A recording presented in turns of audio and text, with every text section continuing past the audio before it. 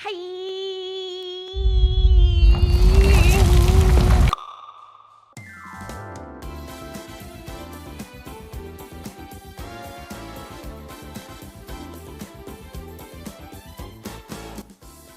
Hi, it's Nisha again. Welcome to my video. Thanks for clicking. Today we're going to be working on cream cheese ripple squares. I was able to get the recipe from the Toll House recipe cookbook. It's pretty old school. Copyright was 1980. So I took a gander. I have some ideas that I want to work on, and I'm very excited to share this with you. So this is gonna be cream cheese brownie squares with a pretty little swirl in the center, kind of like a marble texture. I personally love chocolate, so I can't wait to eat this when it's done. So come join me as we go ahead and we bake another dessert together. As you can see, I have everything all prepared and ready to go for our adventure for today. We're gonna go ahead and take out our stand mixers and get 2 packages of cream cheese, room temperature. Place our room temperature cream cheese.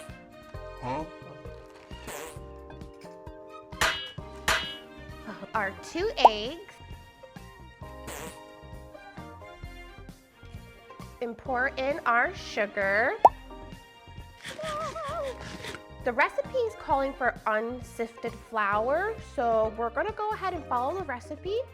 Don't know why they're asking for it, but here we go. And we're gonna take our softened butter, and remember our trick from before? We could always put it in the microwave, I would say 10 seconds, just to get a nice and squishy and not too melty. We're gonna do 2 tablespoons. Goopy. And then our ½ tablespoon of zesty orange. Smells pretty good. Let's go ahead and give this a good mix.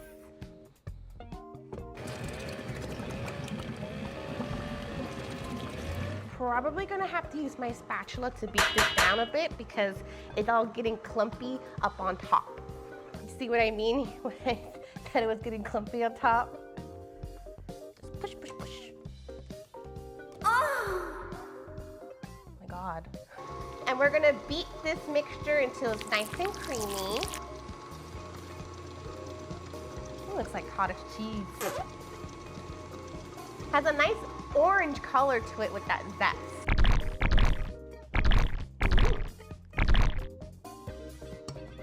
I like the orange smell.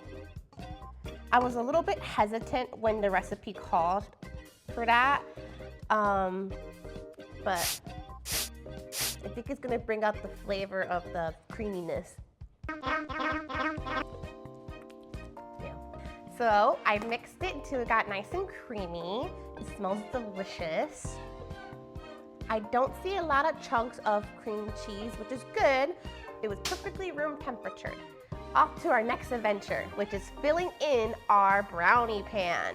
But before we do that, I'm gonna teach you guys a little tip, a little trick, so we can make sure we get all of our brownies instead of having to scrape the bottom with a fork and a knife and chisel away at all the gooey bits. So you're gonna go ahead and get your brownie pan. I have an 8.5 by 8.5 for this. So I'm thinking that it's gonna make really big, chunky squares, which is perfect because I love big fat brownie squares. Oh, that probably is gonna come out really big. And it's a good size. You're gonna get nice chunky brownies, and those are my favorite. And we're gonna grease the pan because we wanna make sure that the brownie comes out and we're not gonna struggle and fight with it. And then go ahead and make sure you get the sides and the corners. Ta-da!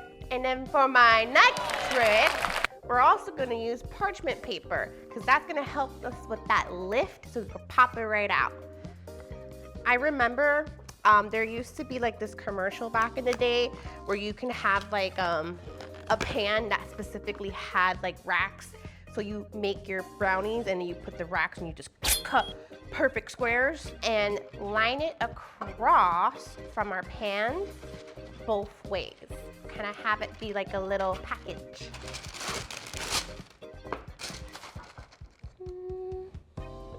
A few moments later. And there you have it. So we have this all lined up and ready to go. We just, for extra protection, we can also add in these little clippies. So that way our parchment paper doesn't lift and drive us crazy. And by us, I mean me. Okay, nice and snug like a bug on a rug. We're gonna go ahead and put our cream cheese mixture and pour it into our pan.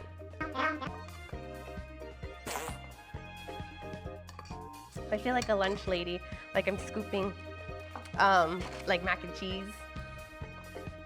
It's on the peas, baby. So go ahead and smooth this out. Get in all the corners.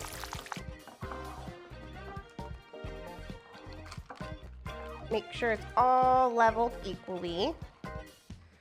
Oh, I can't wait to eat this.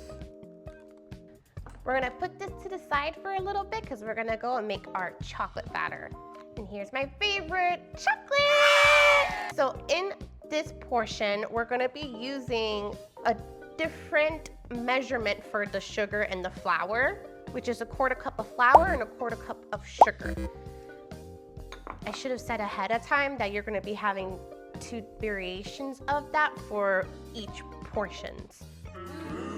But I'll put that in the description for you guys. So let's combine the flour, sugar, baking soda, and the salt. Pour that right in.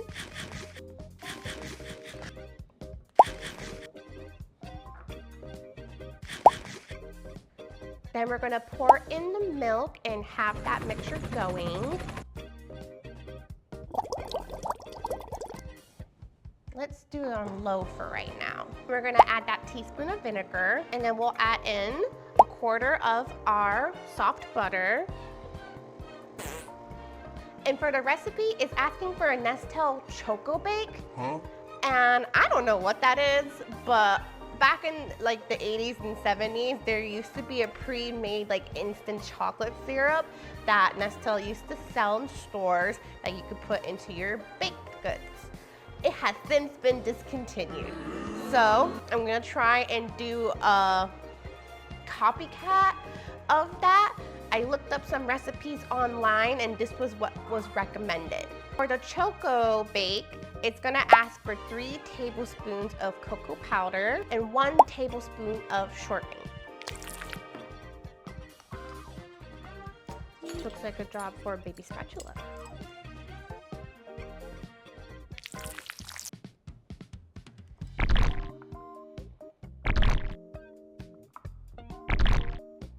So after some furious mixing, your shortening and your cocoa powder should look like this.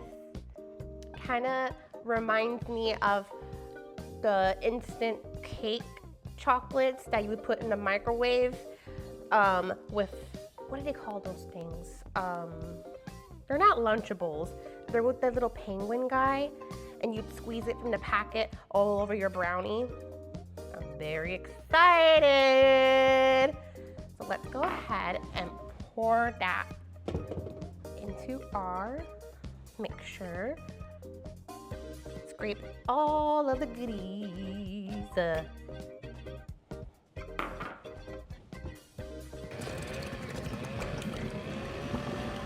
we're gonna add our final egg. I cracked that egg pretty bad, so it was gonna be a whole mess. But it's okay. I fixed it. 1 teaspoon of vanilla. Scrape the sides. Make sure we have everything incorporate. Take a nice gander. Nice and let's just give it a quick little mix.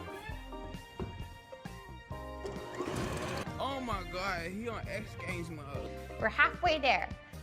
I like flavor, so this is just a me thing. You don't have to do this yourself, but I'm gonna just add a little bit more orange just to give it that nice little like,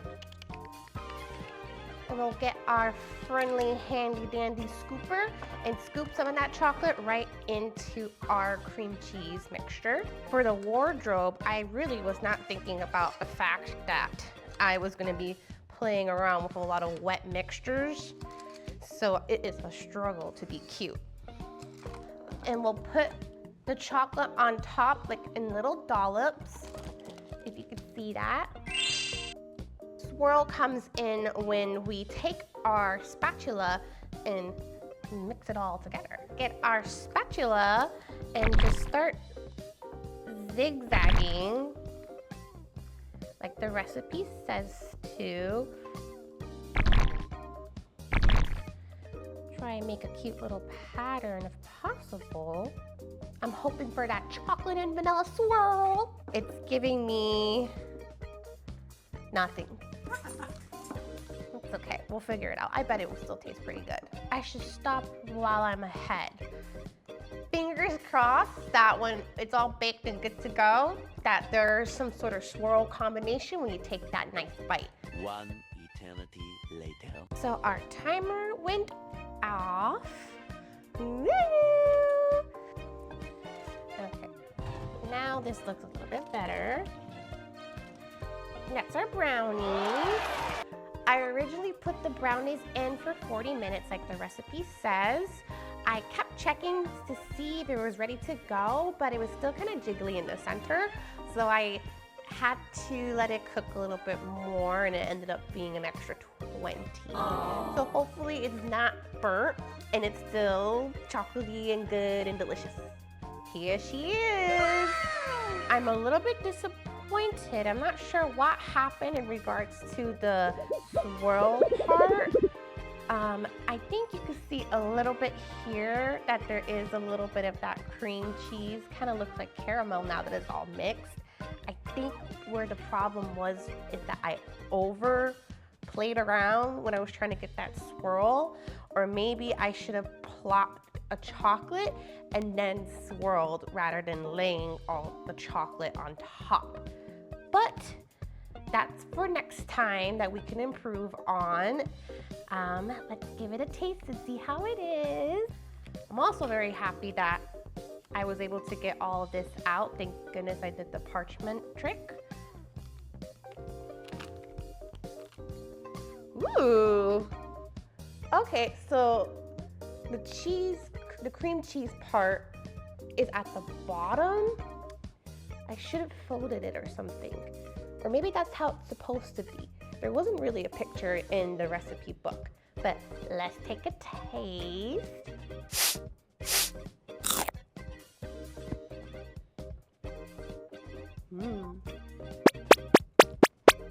It's really good.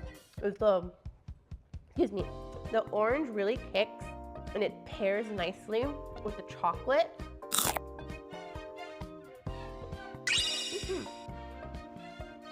I could totally finish these up with nice cold milk. Thank you so much for clicking on my video and hanging out with me today. Let me know in the comments if you tried out this recipe. Show me some pictures and tag me on Instagram if you want. If you figured out how to do the swirl, let me know. I hope you enjoy the rest of your day. And next time, be ready to take another bite with me.